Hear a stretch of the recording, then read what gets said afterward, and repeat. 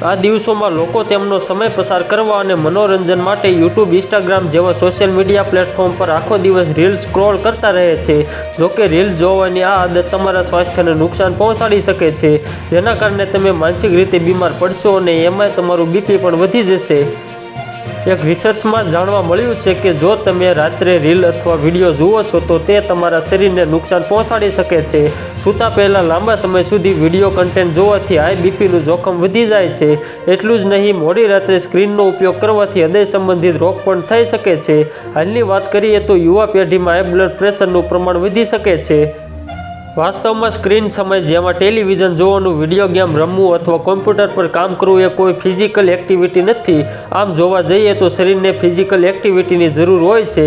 અતિશય સ્ક્રીન પર સમય પસાર કરવો એટલે બીમારીઓને દાવત આપવું.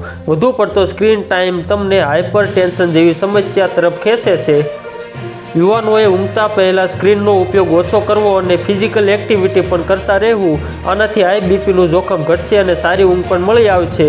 બીજું કે તમારું સ્વાસ્થ્ય એકંદર રીતે તંદુરસ્ત પણ રહેશે.